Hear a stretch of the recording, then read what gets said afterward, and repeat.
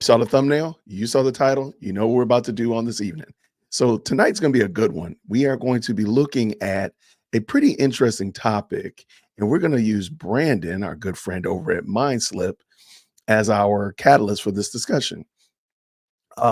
It is interesting because the video that he put up, it really makes no sense. I don't understand why he did it. There was no reason to do this video. Nobody was actually looking for it. Just like nobody's looking for the Whitaker Talk Show. What's up, homie? Oh gosh, I'm sorry, y'all. There we go. Hi. All right. I'm making another bag. You making another one? Wait, can I show them my bag, like my current bag? Sure. Go get your bag. Hurry up. All right. So, President Firstborn is learning how to crochet. She's crocheting, and she crocheted a bag, a purse. And so, all right, let's give her a chance. Here she comes, Mercy. This is my bag. This is what I made. So then when you open it, it's like you got the stuff and you can put all your stuff in it. And I put a pocket. So, I don't think it can. Oh, that was a trackpad. I shouldn't have did that. This part can really only like hold my phone in my wallet because it doesn't have a base to it. So Because you ain't got no money. That's why. Wait, don't keep moving the mouse pad. Sorry. That was my dumb fault. That was my fault. I did it again. Rookie mistake. All right. Well, thank you, baby. My little bag. So now I'm making another one. I am glad that you're making another one. Thank you, sweetie. Bye, Daddy. Bye, baby. All right. All right. So that's President Firstborn. Good to see you all so much. But wait, I actually have a friend that's going to be stopping by on this evening. So new YouTuber, channel is named Womb to Tomb Apologetics. I want to invite him in because tonight he's going to sit second chair as we discuss this. So good to see you. Grace and peace. How are you, friend? Hello. Welcome. Thanks for having me on. Hey, not a problem at all, friend. Not a problem at all. The shout out. Not a problem whatsoever. Do you mind dropping your link in the chat with everybody? The name of your channel and all the other good things. I know you're doing you did a video on feminism today. You've been talking about lots of different topics, and I want them to come and check out your channel, of course. So yeah, for sure. Let me good to see you, Shar. Always good to see you. DW in the building. Good to see you, man. RL West. Good to see you, friend. Grace and peace. I'm glad you like the bag, Shara. Lawrence is in the building. Good to see you, Frank. Good to see you. All right, we're gonna have a good time tonight. All right. Here we go. So yeah, the links are down in the description. Check out Womb to Tomb's channel. I would love for you to support him. I'm certain he's going to earn, after tonight, he will earn your subscription. So tonight, we are going to be talking about birth control. Now, it seems like an innocuous topic and should not be too controversial, I would think. Well, in mind slapped fashion, Brandon makes it some super convoluted, hyper Christians are terrible people type of argument. So did you want to add anything to that before we jump in on this evening, Womb? No, I think we'll just kind of go through it and we'll take it step by step. But obviously we know what to expect with our good friend Brandon over here. Yeah. All right, so a couple things.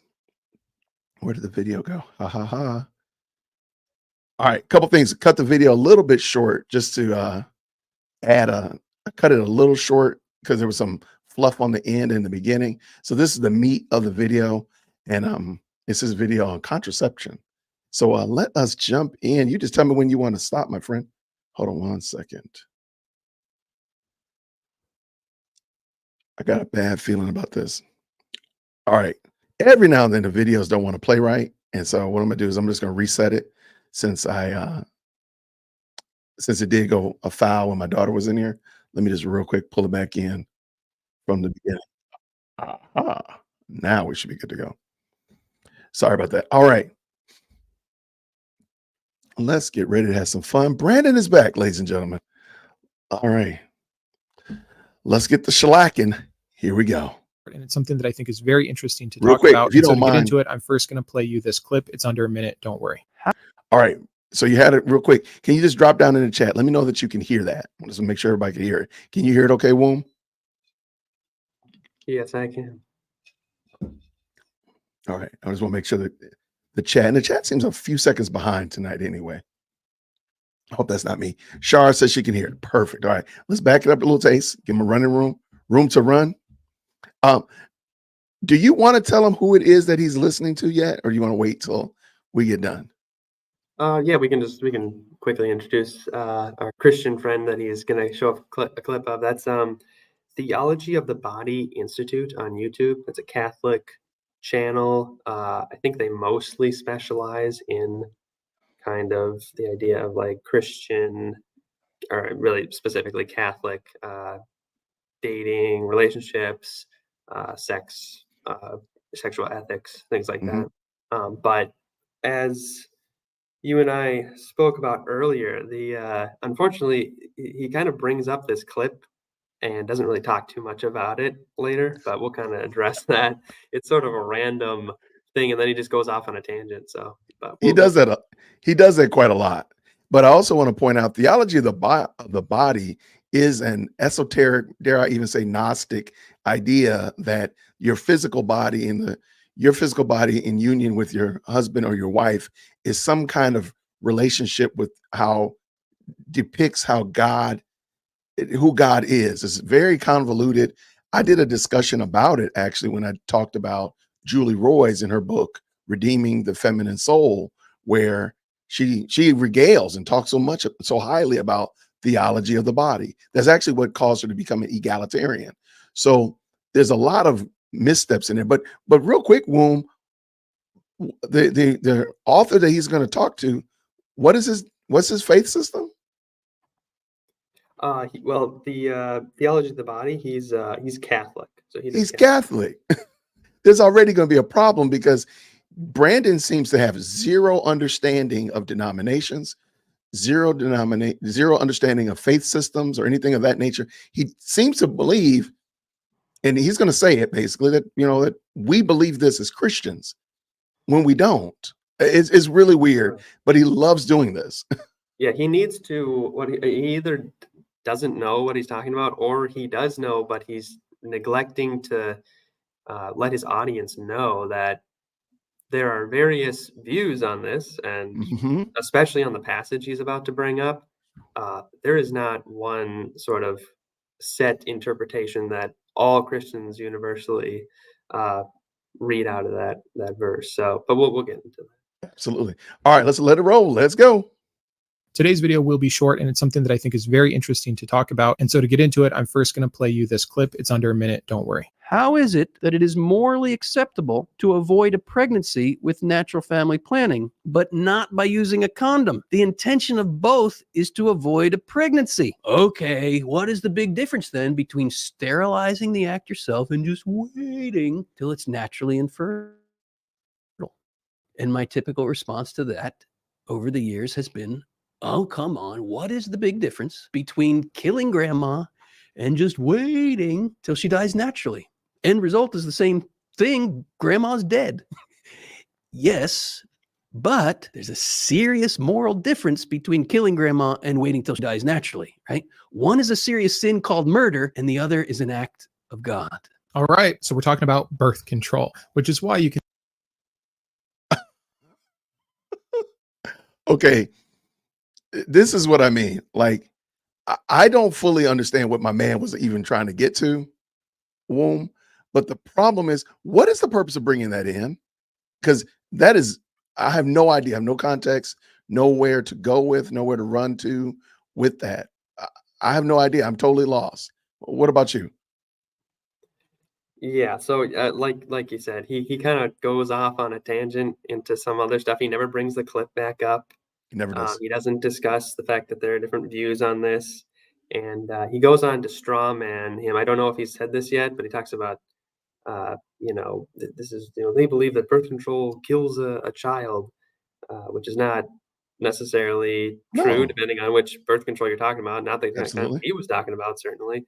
So he's just kind of straw manning him here, going off on this stuff. But I suppose this is a good time to kind of bring up what it is precisely that Theology of the Body Institute does believe, so that we can kind of go through as Brandon talks and see just how much he's sort of misrepresenting and kind of going all over the place. So Catholics believe in something called natural law theory, and this is technically something that many Protestants believe in too, but they apply it differently, and there's various things on it. But basically, they would just say that sex has two ends to it, two primary ends.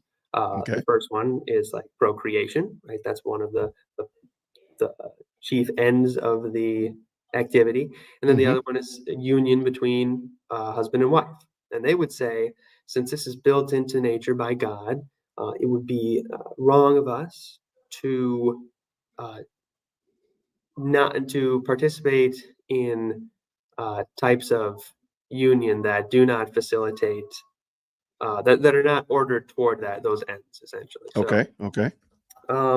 So yeah, I mean, again, there are Protestants who believe in that kind of thing, and that's fine. But again, he doesn't distinguish. He doesn't say that there are different views, and that's the problem here. If people are interested in learning more about that, you might look at. There's another good video out by Capturing Christianity, another former Protestant. He's actually now a Catholic, but former Protestant channel. He interviews Dr. Tim Hissau on natural law theory. He talks about abortion and things like that, kind of related to that, if you're interested. But anyway, though, keeping back on the subject, though, yeah, he's really strawmanning our friend here and kind of going off on the rails. No.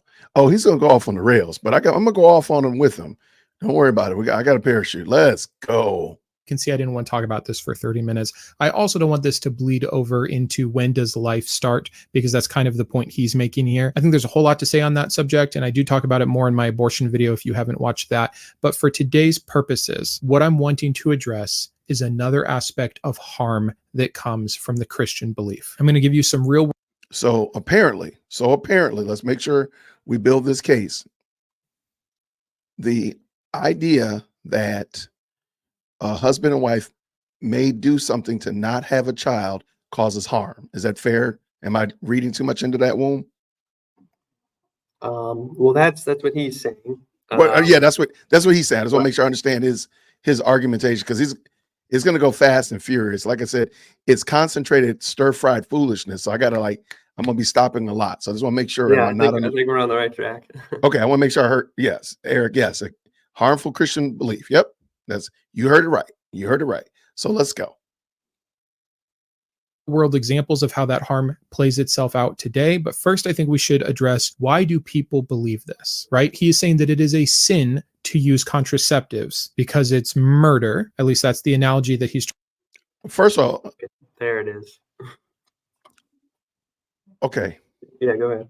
I don't think any parent, there's a lot of parents in the chat right now. I don't think and husband, wife, married couples in the chat.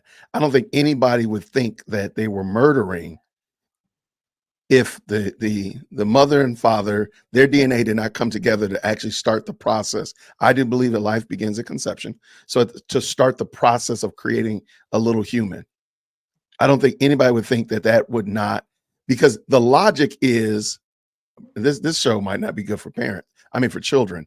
The logic is, well, if a man not sharing his seed with his wife, but it getting on a napkin or getting on the floor or anything else, the logic is that would be murdering, following what Brandon just said. Is that fair? Did you get that as well? Yeah. So, and this is again, we're like only not even a minute and a half in, and he's already just spouting complete nonsense. The funniest part is, he starts off talking about a Catholic, but then he goes on to describe a view that no Christian on the face of the planet actually believes at all, which is that contraception is murder. The Catholics don't. Wait, where are you getting that from? The Catholics don't even believe that thing, so it's just totally bogus. It's just, I mean, he clearly doesn't know much about the subject. And no, he as doesn't. we go on, we'll start to see just how shallow his understanding of these things is. But again, anybody can get a camera and a microphone and sit there and talk really confidently, but spout complete nonsense, abject nonsense like him. And, yeah, they'll get followers because he sounds so confident in what he's saying, but it's not true. He says, I don't want to get into the topic of when life begins, and then he goes on to discuss It says that something, you're murdering, right? right, which is all predicated on when life begins. So I don't want to talk about that. Well, that's like the entire foundation of what you just said after that. So yeah, but anyway. Okay. All right. All right. Let's go. Trying to make with waiting for grandma to die versus killing her, which is a false analogy. Even the best evidence that life begins at conception is because you have two DNA coming together to form a unique DNA. Attributing life further back to just the sperm itself, I think the Bible doesn't even say so. There's one verse and one verse. No. Okay. So I'm going to have to, all right, everybody, write this down. I actually agree with Brandon right here. But the point, I think is interesting. He brought the Catholic in for what reason? To convolute the argument, because he disagrees with what the man said. Then why are you using that? That's not in most. He even admits that we don't even believe that. So why did you even bring him in the first place? To convolute the argument. Yeah. One last thing I'll say is actually the very first video on my channel is actually discussing the evidence behind when life begins and why it actually begins at conception. So if people are actually interested in learning about that, that's my first video. And this link is in the description. If the moderators would just feel free to grab it. I think I got it right here. Yep. Link is in the description. Please check out Womb to Tomb's channel. Let us continue. Okay, our goal is to get to 2 minutes, okay? Because you're only at 1 minute and 45 seconds. We got to get there, all right? Let's try. Only where you're getting this from. Now, there's some other verses about women's value being tied to reproducing and about our mission is to be fruitful and multiply. And so then purposely doing the opposite of that could be considered a sin, right? Like there's those arguments to be made, but the main one comes from Genesis 38. Woo! I made it. Oh, I made That it. was painful. Woo! Where in the world did we get, like, again, if you're a person that is not a Christian and you support Brandon, that's perfectly fine. All I want you to know, or I want you to ask Brandon, why does he not give you the Bible passages that he cites? Because he just said that a woman's value is tied to her, that there's Bible passages that support a woman's value is tied to her being able to reproduce. Please show me that. Show me that. Yeah. And another thing too is it's very vague language, Extremely. Her value. What do you mean by her value? Yeah. What is that? What is that? Are you talking about her, like her feeling of self-worth? Are you talking about how society judges her? What do you mean by that? That is, I want to equip our Christian friends with that question. That is probably one of the best questions you can have in your tool belt when you're talking with someone who disagrees with you. Yeah. What do you mean by that? What do you mean? You're not even making an argument yourself. You're asking them to flesh it out. And when you talk to someone like Brandon, who doesn't know what he's talking about, and you ask him that question repeatedly, it will expose just how shallow his thinking is. Because when you ask him, well, what do you mean by that? Can you give me a source? What do you mean by that? He won't have anything to say. Book, chapter, verse, and context. Where does it say that? Now he does say that we're commanded, our mission is to be fruitful and multiply, which is true. But to say that they're not being fruitful and not multiplying is a sin, I'm sorry, that wouldn't make sense. That doesn't make sense.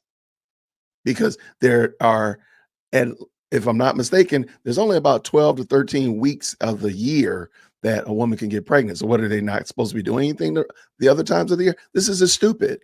But see, this is this childish thought process that Brandon brings into the equation.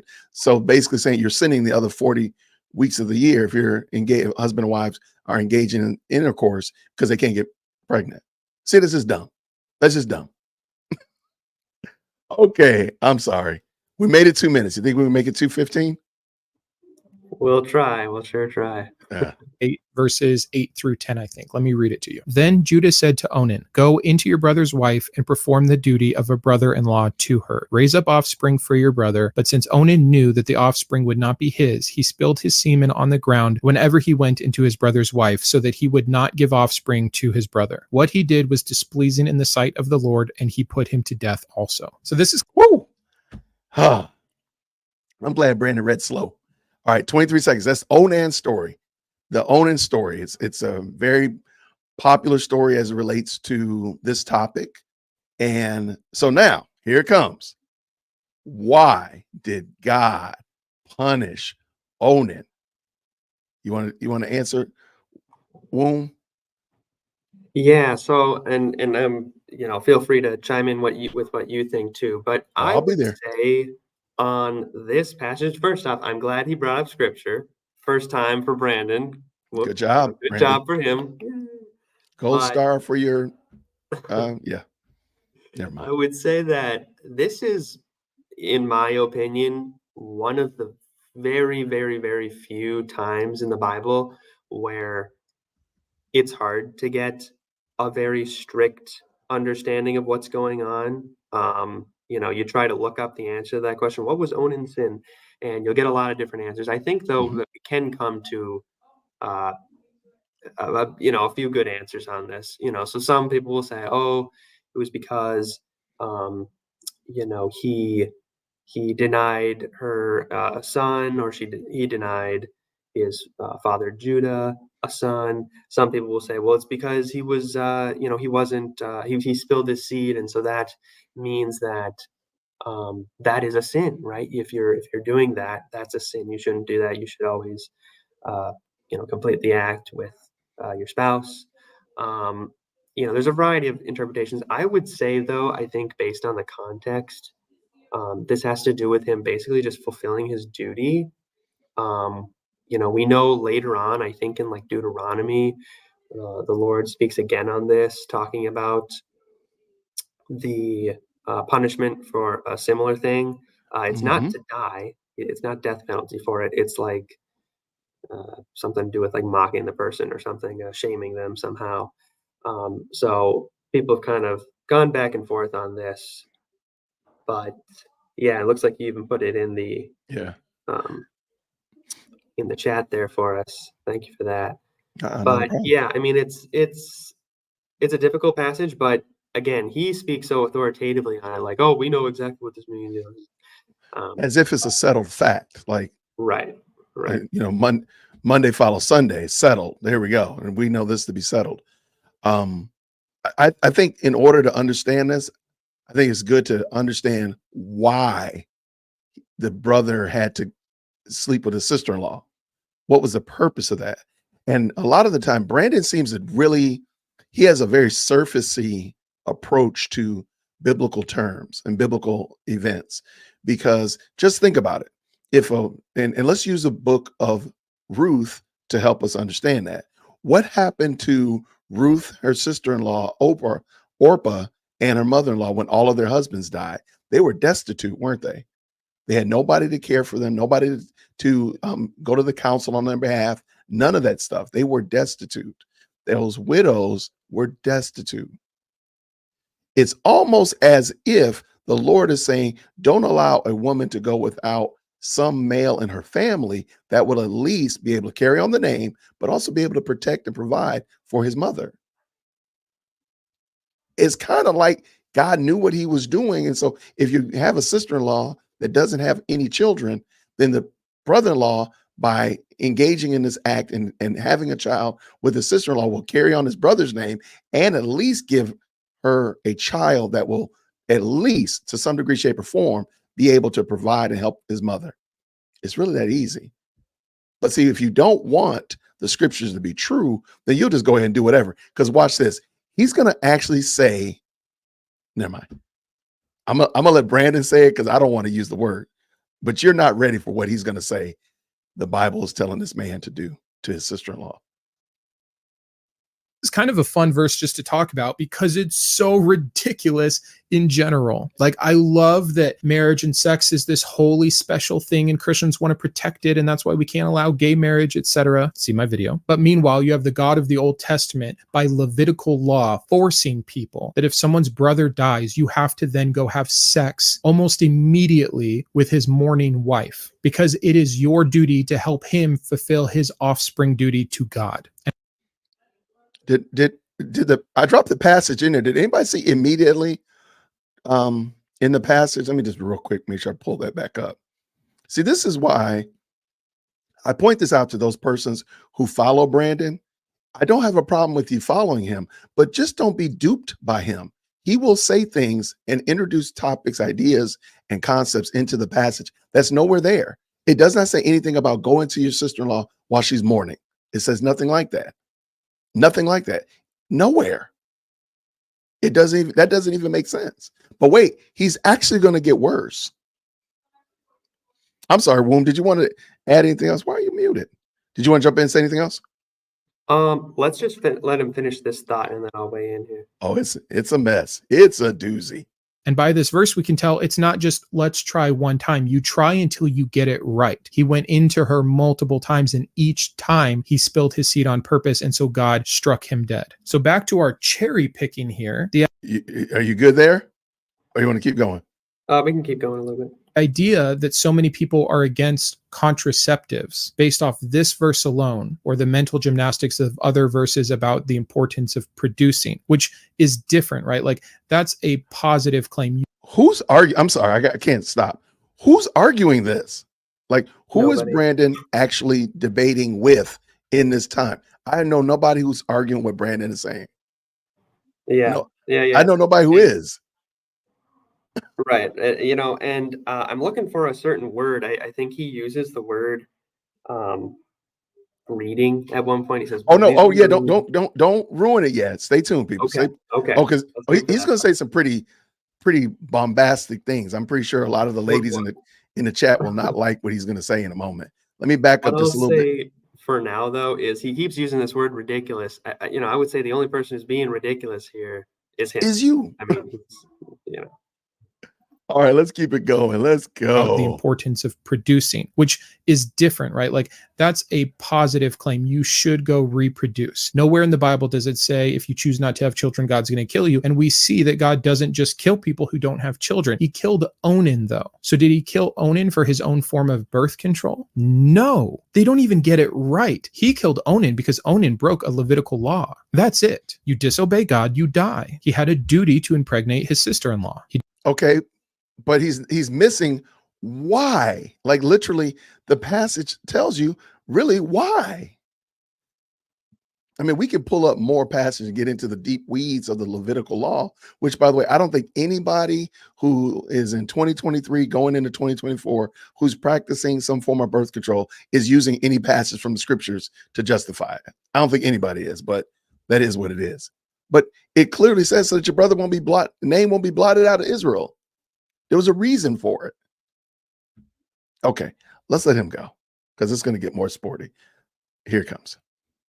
He did not fulfill that duty, so he died. If the duty had been to give her a certain kind of loaf of bread and he didn't, he would have died. We just talked about this in my Leviticus episode on Thursday. There were all kinds of laws. We saw Aaron's 2 sons die because they used the wrong kind of fire at the ceremony for the tabernacle. How easy is it? How convenient it is for Brandon to take the Hophni and Phinehas being killed by God to just say, oh, they just used the wrong kind of fire. They could have used birch wood instead of oak wood. And, they could have used propane.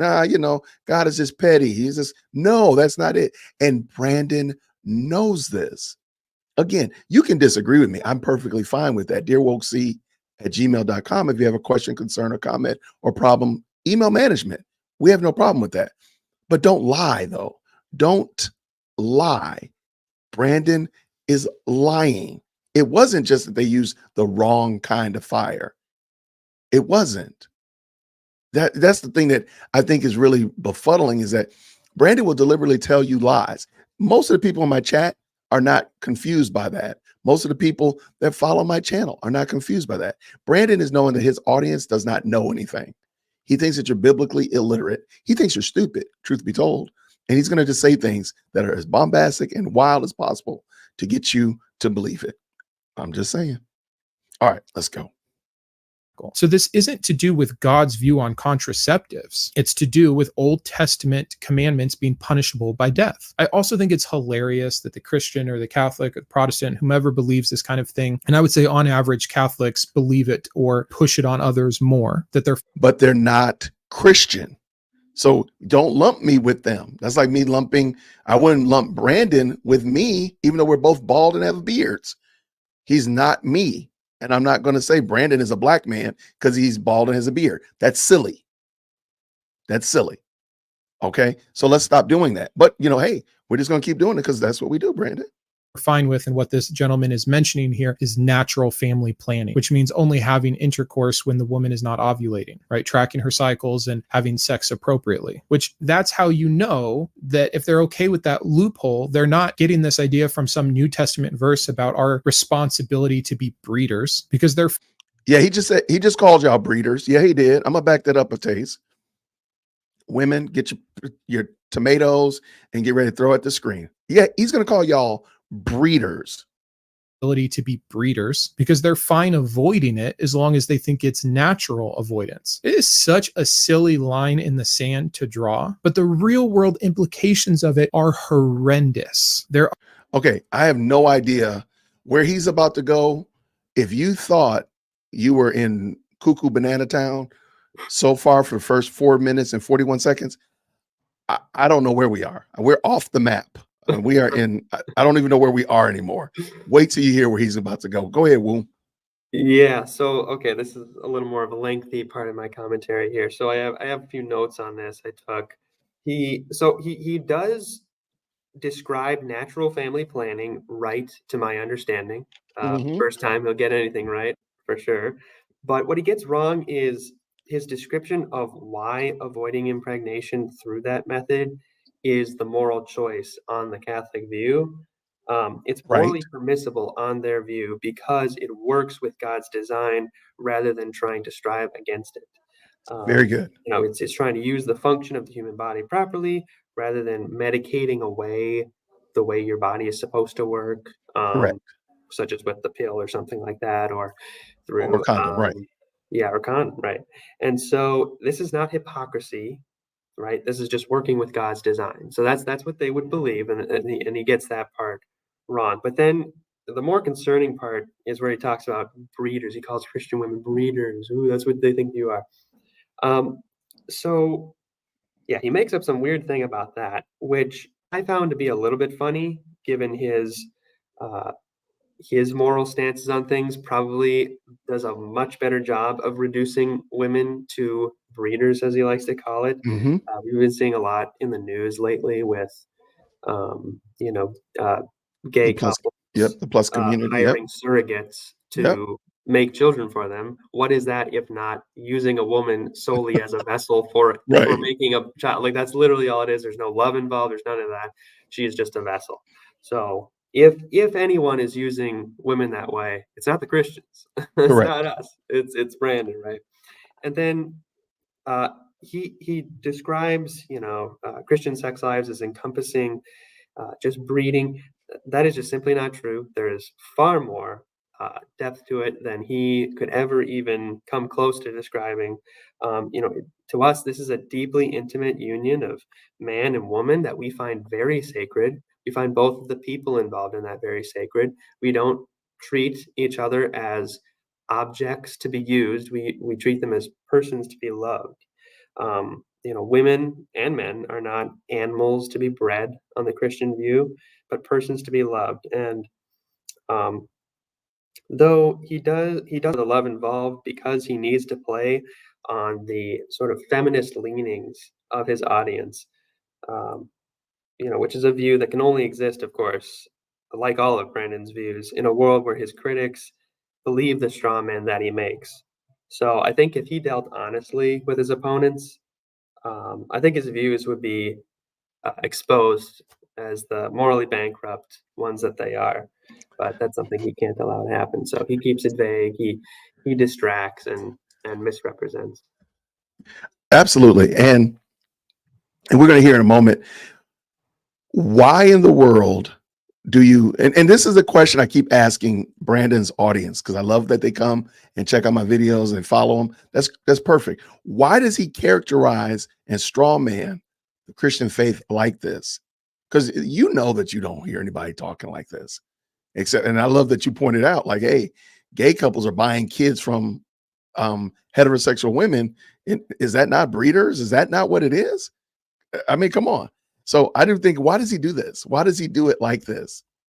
Make a sound argument. Make a valid argument. Don't make a straw man and just push over straw man and call yourself a giant killer.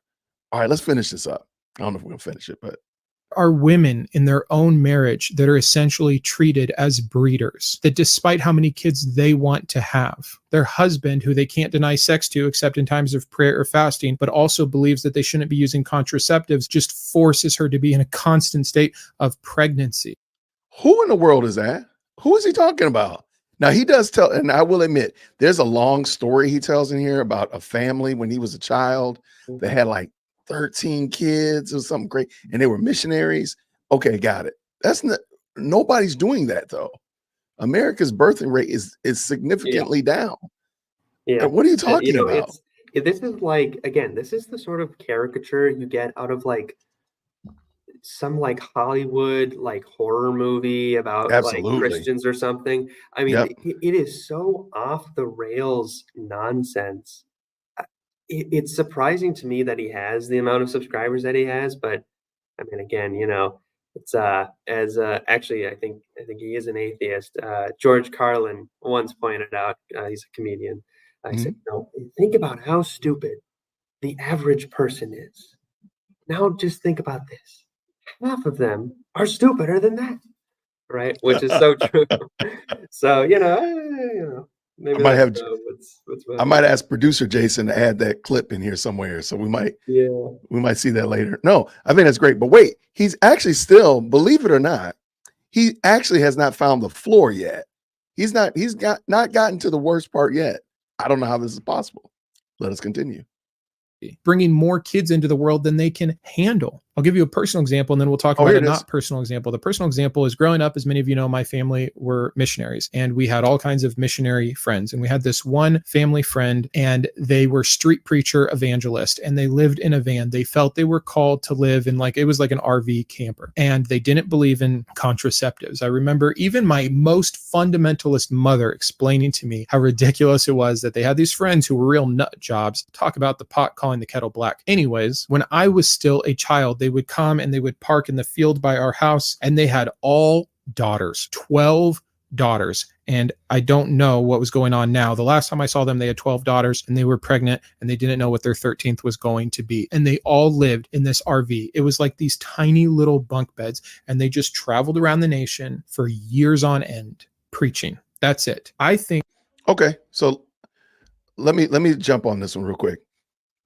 So because I see somebody doing something that I don't agree with, and I truly believe, and probably most of society probably thinks isn't a good thing, that's my reason and rationale for besmirching everybody in that whole people group, because I see somebody doing something that I don't agree with. That doesn't even work. Brandon, this is so bad.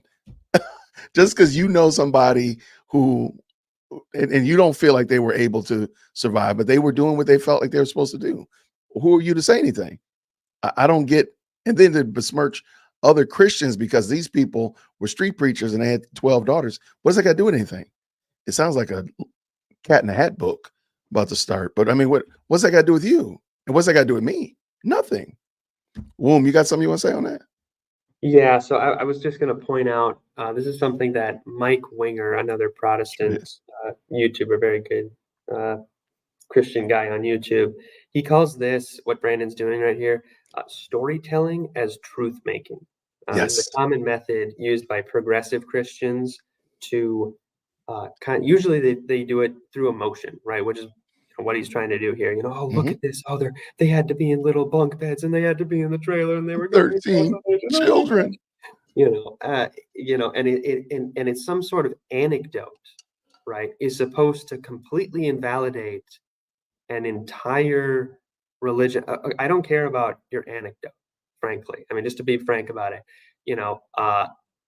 first off, you don't know how happy that family was. They could have been 10 times happier than Brandon. You don't know anything about that, Brandon. Yeah. But secondly, whether they were happy or not, that is nowhere near the standard description of Christian lifestyle, nor what nothing in the Bible commands you to do.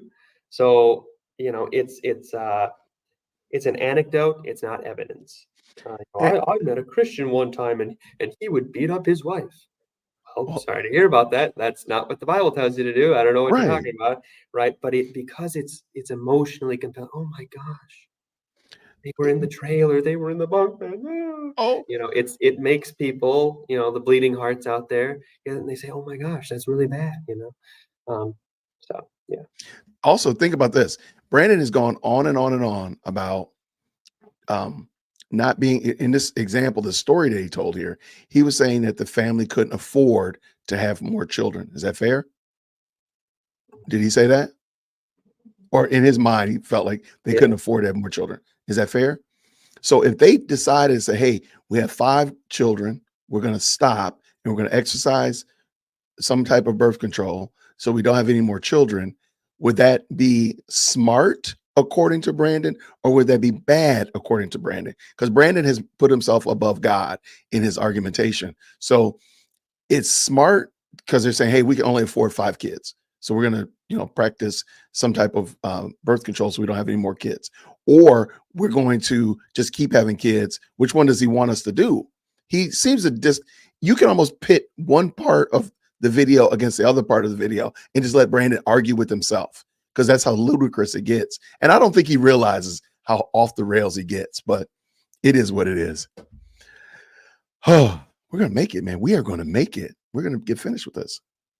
Think that's almost tantamount to child abuse. Now, I'm sure they love their children. I'm sure that they tried to provide the best that they could. They homeschooled their children. So I'm not making a personal judgment on child abuse for them and their individual family. I'm saying for people that do this and don't have the resources to adequately feed, clothe, educate, or protect that amount of children, that's child abuse. Is it? So I wonder what Brandon would say if the government said that they're going to start using tax dollars to support all Christian missionaries that have 10 kids or more. I wonder what do you think Brandon would say with that, about that? Because Brandon's perfectly fine with the government taking your money to do anything else that he feels and deems correct. But what if they said, hey, we're going to help anybody who has 10 kids, and this family would fall in that range of, people that have 10 kids? I wonder what he would say. You just can't make this guy. This guy is a true gem. It's not okay, and it does happen, and it happens more frequently than you think. You can look up the stats yourself. Atypical amounts of children for the sole sake of religious without considering earning capability. On a great Why does that matter? Why does that matter? Why does earning capability, why is that the determining factor of the size of your family? Why? Because I know quite a few people in this chat right now that have more kids than I have, and I have 2. So I know quite a few of them that have more than that. And I know quite a few at my church that have way more than me. I don't look at them and say they can't afford to have children or can't afford to have more. Yeah. What you're going to do, y'all do what y'all doing. Clearly y'all enjoy each other. Keep enjoying each other. Why are you minding people's business? This should be called pocket watching or bedroom watching. Brandon, mind your own business. yeah, and you make a really good point, because usually we hear out of the mouths of progressive Christians that exact phrase, why is it any of your business? Why you want to be in other people's bedrooms? Well, you want to be in everybody else's bedroom here. It's Clearly, and he was in this people's also, RV. You worrying about exactly, stop worrying right? about him. And again, he feathers these things in. Even in his own anecdote, he doesn't actually list any type of abuse. But then he goes on to say later, "Oh, well, It is child abuse. Right. not all Christians are abusive." Well, hold on, wait. Was anybody in your example abusive? You didn't Great tell us question. they were. You just said they had a Right. lot of kids, right? And he says it's child abuse. He Right. says it's tantamount to child abuse. Not that there's some code in the state of Arkansas that said thou can't only have 9 kids and it must be in a 12-bedroom house. He doesn't say anything like that. There's no code that says that that's child abuse. You can have as many kids as you would want to have. And Right. there you go. And I hate to say that you just have many as you want to have, because you don't have to actually be able to afford them, because you can go on welfare here in the United States. So what are you talking about, Brandon? Right. And he doesn't even say that that they're not well taken care of. He says all of them have a bed. Says they're all traveling across the nation. He didn't talk about their kids complaining about anything. Who knows? Again, like I said, they might have much more fulfilling lives than Brandon does, but he doesn't mention that, right? He doesn't Nope. bring that up. Nah, That messes up the optics of what'd you say? Truth by storytelling? Is that Yeah, what you truth called it? making by storytelling. Yeah, Say again. storytelling as truth making. There we go. Storytelling. So it messes up the story, and then therefore the truth telling would be derailed if you messed up the story. So yeah, because he does contradict himself by saying like there was no abuse, they were homeschooled, they're well cared for. But other people who do this, well, wait, what's your story about? All right, let's finish. Grander scale, one of the things that just bugs me the most, and I've come to this awareness after my deconversion, because all of a sudden I thought, wait a second, I still want to give money and help people less fortunate than me. And I've always given through the church. How should I give now? And it led me down this rabbit hole of effective altruism. And yes, it has its issues, but generally speaking, there's some good things there. And I started being I love it. Effective altruism. There's some problems, but there's some good things there too. So I can give money to an organization and they may or may not do exactly what I want them to do perfectly, but they do some good things. Is that fair what he just said? Womb? Yeah, I think you got it. Okay. Because in like 10 seconds, he's about to contradict that. I just want to make sure I understood it correctly. Let's go. more careful with where I gave. And some of the specifically Catholic ministries and Catholic charities that many people give their money to, they spend a lot of that money preaching instead of just helping. And so apparently who you give your money to, he has to thumbs up how you actually use it. So instead of, I don't know what they're giving money to for preaching, but why are you giving it to Catholics? Why don't you give it to, he's from the Assemblies of God. His wife is a Lutheran. Why don't you give money to those organizations? And you can give them directly to the church that you're a part of. My church does quite a bit in our little community. We do quite a bit abroad as well, but we do quite a bit in our community. And since I'm a deacon, I see what we're doing. So why not? Oh, that's right. My bad. Did you want to add anything else to him? Yeah, I was going to say this is yet another example, right, of why listening is very important, because you can catch your opponent or your, the person you're talking to. Maybe they're not necessarily an opponent, but you can catch them saying things that don't make any sense, right? They spend a lot of their money doing preaching. You say, whoa, wait, before you keep going, what do you mean by that? Ask that question again. What do you mean they spend a lot of money preaching? Now, I'm not a pastor, but to my understanding, what kind of money are they spending during the preaching segment? I would assume it's only the electricity bill so that the lights are on during the preaching. What kind of money are they spending? Like, oh man, we got to get the fog machines. We got to get the thing. Like, what are you talking about? They're spending all their money. Oh my gosh, they're spending all this money. I bet if you looked at any church's budget for where they're spending their money, especially a Catholic church, there probably isn't even a segment called preaching that they're designating money toward. This is just a ridiculous claim. That, again, if you ask him, what do you mean by that? He won't have anything to say.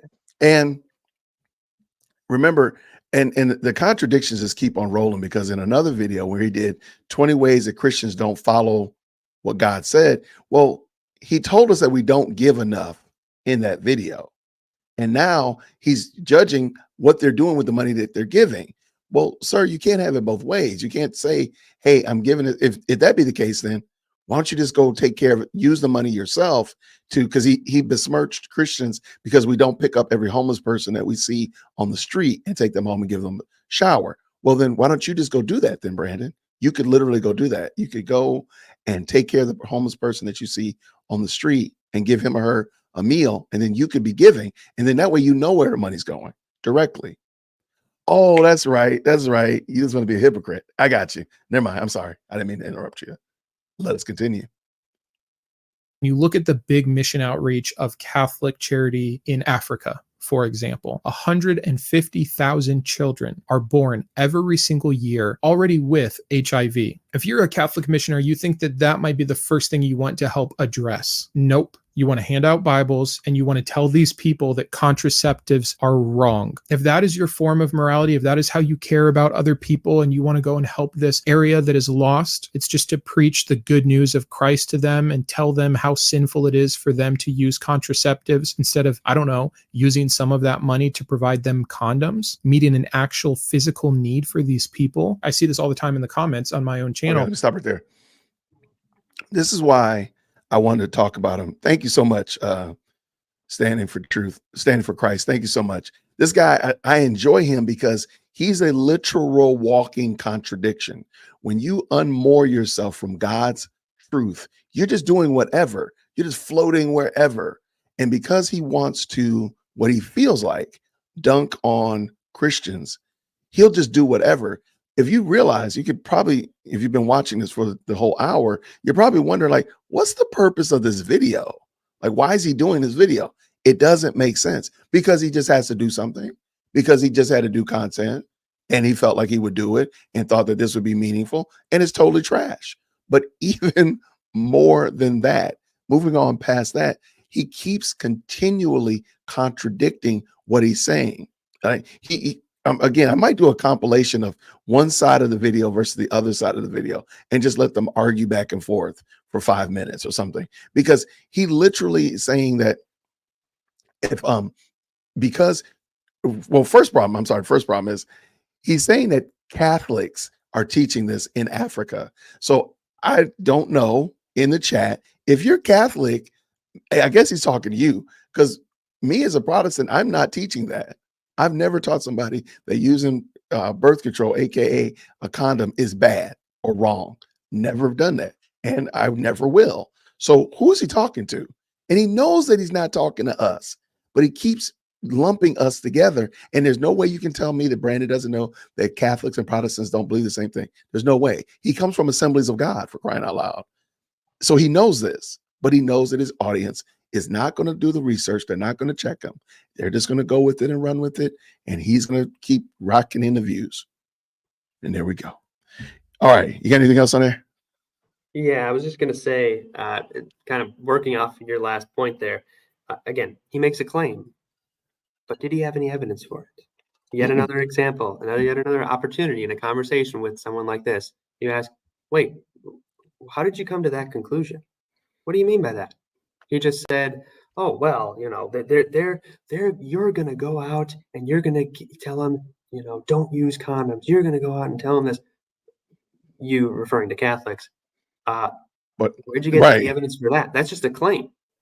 Claims aren't evidence, right? As the atheist, what is it? I forgot his name. Big famous atheist. He loves going around saying claims are not evidence, right? Okay. Well, that is true. Claims are not evidence, right? And he's just making a claim. They just want to pass out these things.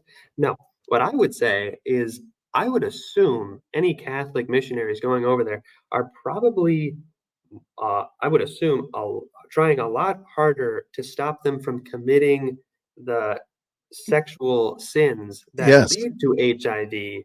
Far more than they're concerned with telling them not to use condoms. Correct. And of course, that's a question. You know, where do most HIV cases come from? That's not a question Brandon wants answered, is it? Right? Because that would be inconvenient for his sexual ethical worldview, right? Absolutely. And he misses, and he knows this, that the bigger issue is not if somebody's fornicating with a condom, they're not any less a sinner than if they're fornicating without a condom. That doesn't make them less of a sinner.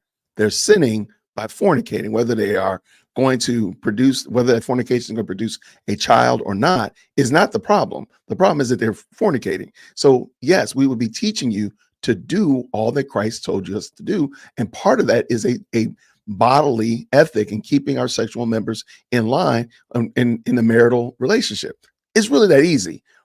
But he likes to low-hanging fruit this thing, and that's why I'm here. All right, let's get this done. We're almost there. Well, Brandon, you have to understand, God didn't care to break our physical bondage. He came to break our spiritual bondage, don't you know? No, I don't know. God came to do supposedly about 1 billion things, like make sure that you impregnate your mourning sister-in-law. Oh, here it comes. Here it comes. Get ready. Let me back that up. Oh, here it comes. Y'all, oh my goodness. I can't believe this. This right here just made me like, you got to be kidding me. Supposedly about 1 billion things, like make sure that you impregnate your mourning sister-in-law by essentially what I would say is rape over and over, because I'm sure. Yeah, he did. Yes, he did. He sure did. He absolutely did. He 100% did say that God is telling you to grape your sister-in-law. He said that. He did say that. I'm gonna back it up because you think I made that up. You know what? Y'all think I made that up. I'm gonna back it up. We're gonna hear it again. God came to do supposedly about 1 billion things, like make sure that you impregnate your mourning sister-in-law by essentially what I would say is rape over and over, because I'm sure she didn't want that. That's what God wants. That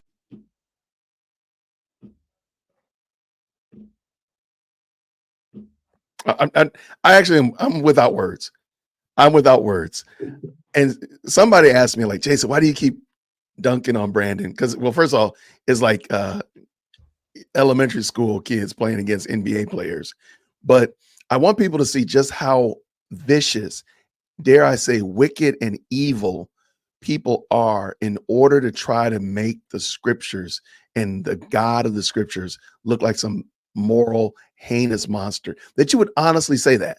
But I do find it adorable that this is the same guy who says that a SA victim has to marry the assailant. And we talked about that in another video before. The problem is 3 verses before, it said that if somebody did that, they would have been murdered. They would have been killed by the community for committing an SA against somebody. So you're basically saying God wants a brother to SA his sister, and then I guess the community would kill him. Brandon, this is insane. This is insane. And don't blame it on the scriptures. It's not the scripture's fault. It's not the Bible's fault.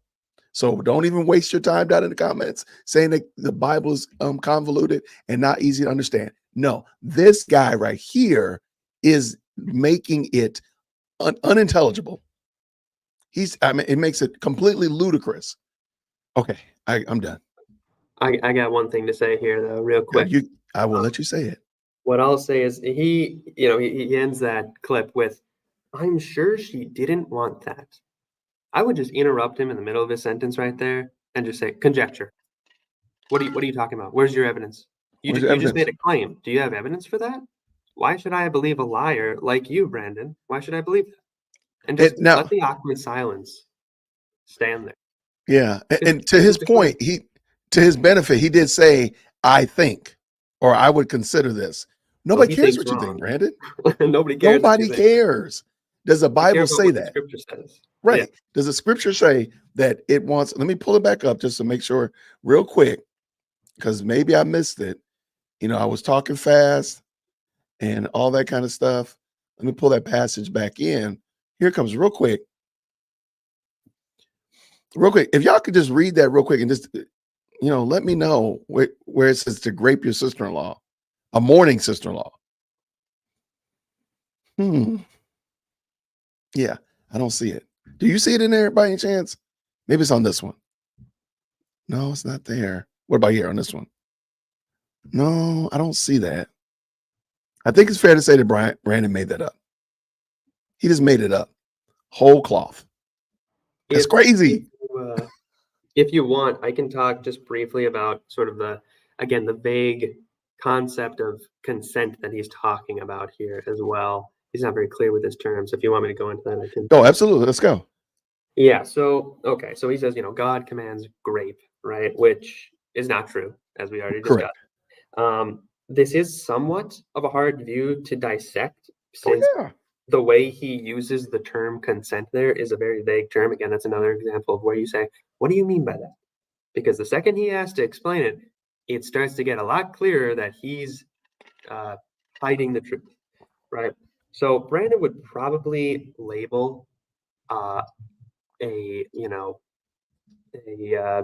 sexual encounter between a husband and a wife, where, let's say, the husband says, "Hey, honey, you want to have a fun time in the bedroom? You want to do that, right?" And she's not quite in the mood right now, but she says, "You know what? Yeah, sure. Sure. I love you. I want to do this right now. I'm not necessarily in the mood at this moment, but I love you, and yeah, let's be intimate together. Let's do that. Yeah, sweet." He would probably label that on this definition as SA, right? Oh yeah. Oh, hands down. Of course, completely ridiculous, right? His view of consent is essentially, if I am not outwardly enthusiastic about doing something, it's being done against my consent. So if my mom tells me to eat my vegetables and I'm not really in the mood, but I put them in my mouth anyway. I eat my vegetables. I'm being force fed on his view. Watch If this. if I have sex, but I'm not quite in the mood, but I do it because I love my spouse, whatever, then I'm being raped. And if I get up in the morning and man, I'm not in the mood to go to work. Oh gosh, Come not on. work again. I know I'm where a you're going. right? Yeah. No, I'm not being force fed. I'm not a slave. I'm not any of these things, right? Consent is basically voluntarily doing something, right? And so, again, yeah, it's just ridiculous. I do think it's adorable because this wouldn't apply. He would not apply that to anything else, anywhere else, as you just said right there. If I know Lady Dear Woke Christian wants me to go get gas in her car, and it's cold outside right now, and I'm currently wearing shorts. I don't want to go get her gas. But I know if I wait till tomorrow morning, it's going to be colder. So when I get done here, I'm gonna put on some shoes and I'm gonna run to the car and I'm just gonna pray real fast as I pump this gas and I'm gonna put gas in the car. I guess, is she oppressing me? Am I a slave? Which one is it? I don't know. Like what is it? I don't know. But because I'm sure I can get some kind of brownie points or victim points for mommy and daddy time later on if I do this, right? So like, what is this? It's almost laughable. You would almost think this was a comedy sketch. Brandon's channel would be a comedy. This is actually what Saturday Night Live wants to be. They want to be funny again. There we go. All right, we're almost there, man. We're almost at the end, at the finish line. That and a billion other horrendous things. So, I mean, this is quick. This is simple. I'd love to hear your guys' thoughts on this. I think the point that I'm wanting to make with this is that as Christians, can you at least be consistent in how you utilize the scriptures? If you say that the reason contraceptives are a sin is because God gave us a calling, then don't use loopholes like natural family planning. Well, real quick question. What Christians are saying that? Because he keeps lumping Catholics and Christians together, and he's doing it deliberately. I don't know any Christians that are saying that, but let's say they are. Who are they, Brandon? Come on. Oh my gosh. Yes. See, somebody understands what I'm talking about. Absolutely. Okay, it's cold here in Georgia, man. Come on. Don't be judging me. Don't judge me. All right. Put some pants on. Well, I don't want to. I'm wearing shorts in the house. Leave me alone. Stop He's judging not me. in the mood to do it. Right. Don't be oppressing. You're him. oppressing me. You're oppressing me. I do not consent to put on pants. Boom. There you go. Now, buy me a coffee. There you go. We're almost there. Almost a home stretch. If you say that contraceptives are obviously a sin against God because of the example of Onan in the Bible, then Who said stop that? eating pork or shrimp or wearing mixed fabrics or getting tattoos, because it comes from the same Levitical laws that have to do with why Onan was punished for this. If you're going to demand that people look at context when they use verses, then look at the context of this verse. And the funny thing is when he says that right there. If I point this out to him and say, hey, let's look at the whole Levitical law, he will quickly say that I'm cherry picking. They don't want the whole context. They don't. And I've talked to more atheists than I care to regale here. If there were 10 passages about this topic, and let's say Brandon was pointing out one passage out of the 10, but I say, hey, let's look at the whole 10 because then it gives context and makes sense. Nope, cherry picking. Like, that doesn't make sense. These people are ridiculous. See? Yeah, I'll add one last thing here before we're almost finished.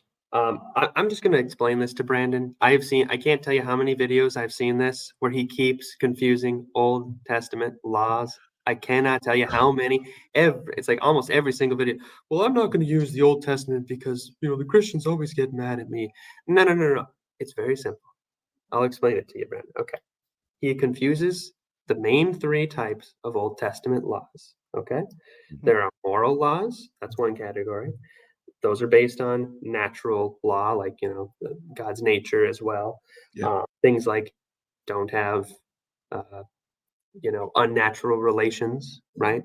To use the euphemism. Don't Or murder. Arguably. Yeah. Don't murder. Don't right? delete 10 anybody. commandments would be perfect, right? Right. Example for that. Arguably, between different branches of Christianity, don't use birth control devices.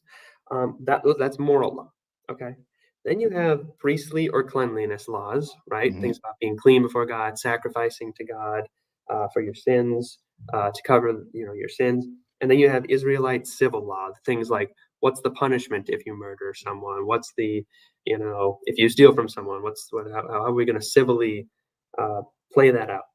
Now, because we're under a new priest, the final priest, Jesus, under the order of Melchizedek, we are made clean by his final sacrifice. We don't need any more sacrifices. We don't need to do any. I can't eat shellfish. I'm not gonna be clean before I sacrifice in the temple. No. You don't need that. You're already clean under Jesus. Absolutely. And in terms of civil law, well, I don't live in ancient Israel, so I'm not subject to that jurisdiction anymore. And neither is anybody else, right? We're not time travelers. We're not in ancient Israel. None of those apply to us. So the things that continue to this day are the things that are based on God's character and the nature that he has created, right? Yep. Things like don't murder. That's true for everybody, right? That's not just true for an ancient Israelite, that's true for everybody. So if it's a moral law, right, based in nature or in God's character or something like that, that applies today. Everything else, that's not for us to do. You're eating shellfish. I don't have to avoid eating shellfish. I can eat all shellfish all day, and God ain't gonna be mad at me. I can eat my bacon wrapped shrimp wearing my mixed fabric on Sunday, and it doesn't matter. But there's one thing that Brandon brings us up a lot. So I know that this is a sore spot in his life, and that is homosexuality, the plus community. And he likes to say, well, because he would immediately say, well, hey, according to all that you just said right there, then the plus community should be okay. No, because Christ affirmed the relationship between male and female in marriage. That was never changed. So therefore, So say again. It's natural law. Like it's part of the way God has created us to interact. It's not absolutely right. Completely, yeah. So therefore, that one will never change. So yeah, God said, God did change, or Christ did complete the priestly ordinance. So that's why we don't worry about sacrificing anymore. Christ did affirm all foods clean. That's why we can eat bacon wrapped shrimp on our lobster boat. Okay. But the relationship between male and female was never changed. And it is funny because Brandon mentions Genesis 3 in the beginning about the relationship between male and female to procreate. But then he gets all butthurt about the plus community when they can't procreate. So we're not like, wait, Brandon, we can't just, like, if you're saying the only reason for male and female interaction is to bring about a kid, then why is there male-male relationships? They can't bring about a kid, Brandon. It's really that easy if you're following your logic. We're almost done. I think we got 10 seconds left. We can do it. Come on. Stop making horrendous real-world negative outcomes that hurt people both here and afar, whether it's the children of people having too many children that can't support them, or the wife that is just forced pregnancy after pregnancy, or the groups of people that have HIV, because the missionaries that are taking the time to use the charitable money that was given to helping these people would rather proselytize and judge than provide basic medical support. Okay. I actually think that Saturday Night Live, my channel, because they could be funnier. Saturday Night Live would be funnier if they followed Brandon. I agree. They would be funnier again. It would be like the rebirth of the golden age of Saturday Night Live. If they started watching his show, because it's just that doggone ridiculous. All right, I'm sorry. That was crazy, man. That was so bad. Oh my gosh. All right. You got any final words? Yeah. My final thoughts. So we already talked about the Christian aspect of this.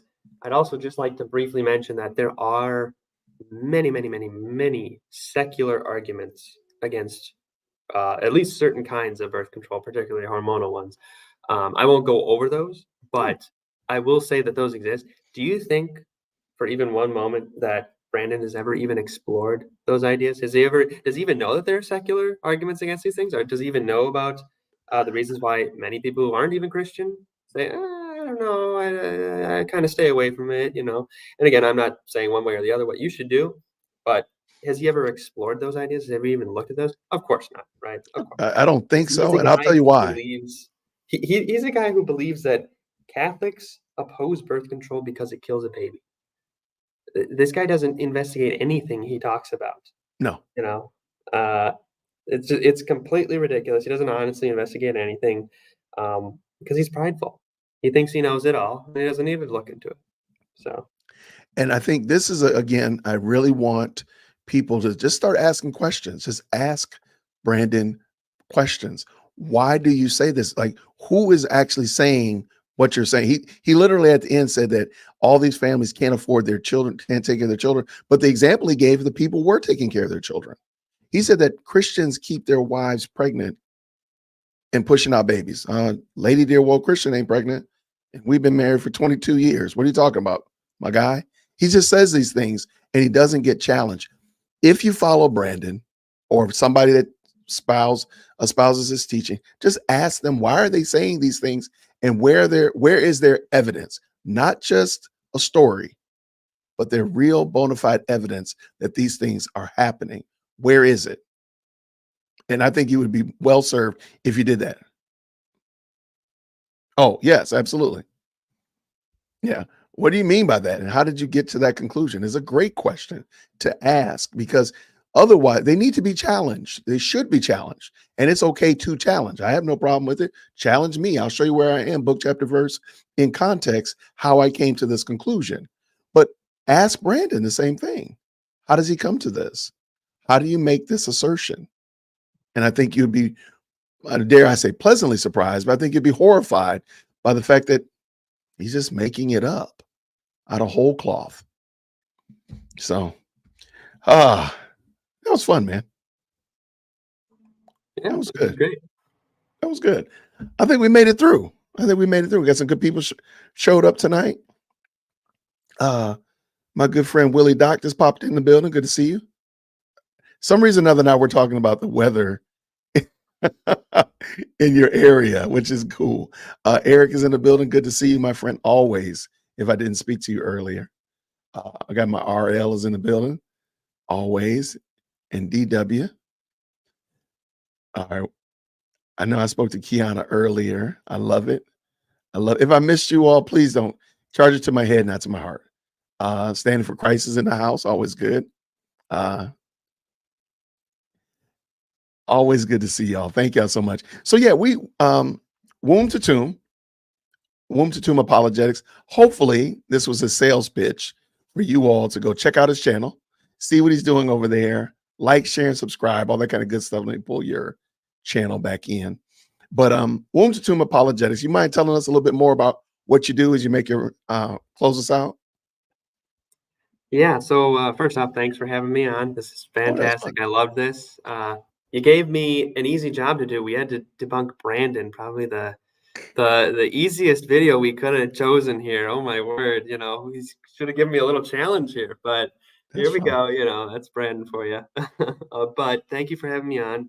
So yeah, my channel, I talk about basically just how can we make good arguments for Christianity, the pro-life position, and then also like trad lifestyle, that is like traditional living, you know, Christian family dynamics essentially is what that means. I got you.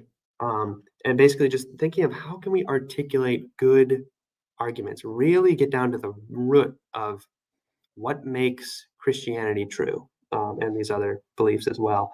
So yeah, I just had a video come out today on feminism and one of the many, many, many reasons why it's a bad theory and we should choose other theories over it. Yeah. Go check that out. I have another video coming out on that soon enough. Yeah, this is a lot of fun. Thanks for having me on. And Oh no, that was a lot of fun. Betty also asks here, pro-life or abolitionist. So like, I guess I can explain that super quick.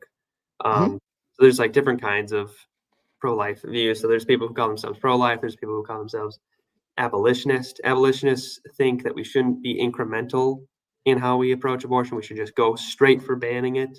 Pro-life people who call themselves that, tend to take a more progressive approach. Like, okay, let's do this little by little, do a 15-week ban, then a 10-week, then try to whittle it down. I don't technically fall into either camp. I'm just for whatever works. I leave that up to people to decide for themselves, but I'm just here to say that abortion is wrong, so. Gotcha. Yeah. I did a video on that. I am an abolitionist. I want us to just do away with the practice. There's no good reason to kill a little human. And so therefore I'm an abolitionist. So just do away with the practice and we'll let the chips fall where they may. There'll be some hiccups along the way. There'll be some things that we have to figure out. But I think there's no way to justify murdering a little person. And so let's just do away with that. So I'm an abolitionist. I'm not a pro-lifer. But if I saw the pro-life trending toward that incremental step down, like you were saying, I would be for that. But I see it as more like they're almost like a pushback. Like they're going, we do 10 weeks. Okay, let's allow, 12 weeks. Okay, well, all right. I see them going the other direction rather than to zero. So that's me. Yeah, no, that's a good point. And I might actually make a video one day on kind of one criticism of the pro-life approach. Some of the things you hear in that movement. Sometimes they don't sound so great. So yeah, I got you. Well, man, I thank you so much. And looks like you got a couple people who said they've stopped by and already subscribed to the channel. So thank you so much, Violet. You got some good people. Man, you got some good people already checking out your channel, man. It's going to be, hopefully you'll see some good results. Let me see. What we got here? Many abolitionists also say to prosecute the murderer, the mama, not just the abortionist. Yep, I know that. And I think I know it's going to be a dicey topic, and the goal was not to get too far into the weeds. But if somebody was an accomplice, for example, if Jason and Womb to Tomb robbed a bank, and it was a shootout, and many people inside the bank and bystanders and whatnot died because we had a shootout and we robbed the bank, but we got into a getaway car and Betty was driving the getaway car. Betty too is an accomplice to that crime. So whether it be that she gets the death penalty like we should get because we were in a shootout, or whether she gets life in prison or something else because she was a getaway driver, she's also an accomplice to that. So I think that in that regard, if we start looking at it like that, I think people will stop being so flippant about the process. That's just my thoughts. Yeah, I can comment super brief on this. So yeah, like again, there's different views on that. Pro-lifers tend to be for not prosecuting the mother. You'll hear things from them like, the woman is the second victim. I'll call her, which personally I find that to be a bit disrespectful and just sort of just morally incoherent in a certain sense. There is truth to the fact that there are women who are pressured into things, obviously. Just like there are men who are pressured into things. I don't think that necessarily takes away the moral obligation or responsibility of someone. What I will say though is historically, to my knowledge, in at least the United States and similar countries, historically they have not prosecuted the mother. They have used her to kind of get the bigger fish, the abortionist, which is similar to how we've approached drug crimes in the past. Sometimes they'll give immunity or a shortened sentence if you can give up your dealer, and then the dealer will give up his dealer, and so on and so forth, so they can kind of get the bigger fish. However, there are others who, again, like in the abolitionist camp, who will look at that and say, well, no. If you did the crime, you do the time, right? You do the time. And so I'm not here to necessarily push one view or the other. I'm for people doing whatever works. Let the states try it out, and hey, if we're getting people a lot better with one view or the other, let's go with that. But I would say let's do away with murdering little people. Let's just all agree to killing little people is bad. Yeah, step Yes. one. Deleting little people is bad. Now, the delete her and the deleted and the deletee, we can have a discussion about all that stuff. But let's just stop. If we could, it would be really cool if we just kind of stopped deleting little people. And now from there, what, because it's interesting, kind of going back to what Brandon was talking about, if we added consequences for sin and as they should be, we would see some of the practices that bring about the sin probably would be reduced significantly. I'm just saying. So I don't think that there's a quick fix, but I think we could all agree. Let's stop killing. Let's just stop deleting little people, and then we can figure out the rest of it after we at least agree to that part. Let's get down the books. No more deleting little people. And now let's go. But yeah, so okay, that was a good conversation. Thank you. Yeah. I'm gonna try to see. Okay, so Shara's hiring is no different than when a woman hires a hitman to delete her cheating husband. Still guilty of the crime, even though she didn't do the deed herself. Absolutely. There you go. Yeah, You she's just- an accomplice. Exactly. Yeah, just change some words in here from woman to mom to husband to little person to hitman to doctor. And there you go. And you're right here. You're exactly right there. So like what makes it okay for her to hire a hitman? Like what makes that okay? The only difference is in walking would be those who do public crawling. Okay, I missed something. All right, they're having a I side was trying to conversation. figure out what that conversation was about too. I can't Oh, figure it out. let me tell you right now. Like, okay, this chat is crazy. They get into some of the best conversations. I call it family reunion. So sometimes you just kind of you walk in, you're like, I don't know what I'm hearing, but I'm just glad that you're here. I don't know what I'm hearing, but Yeah, exactly. these are my people. I love them though. So everybody, thank you so much. Thank y'all for going to check out Womb to Tune Apologetics channel. Let him know you saw us here. Support what he's doing. Hopefully, we'll be able to have you back on again, or maybe we'll do something else with you in the future. I think it'd be cool to see how your channel grows and how the Lord uses it as a way to teach apologetics and get people to start thinking, ask better questions, and ultimately make much of our Savior. So it's cool to have you, man. Thanks so much. Yeah, thank you. We'll have All to right. connect again. All right. Oh, absolutely. Please make sure, as Susie Q says here, any questions, comments, concerns from tonight's video can be addressed to management, dearwokec@gmail.com. Always good to have those good conversations. Please make sure you, and Susie's on it again. Make sure you like this video, subscribe if you haven't already, all that good YouTube stuff, all that good stuff. But everybody, thank you all so much for hanging out with us tonight. I'm going to go see what Lady Dear Woke Christian wants and how cold it is when I go put gas in her car, because Even though she's he's not in the mood. I'm not in the mood. But as somebody said, I'm trying to get those points. Wherever it is, I'm trying to get those points.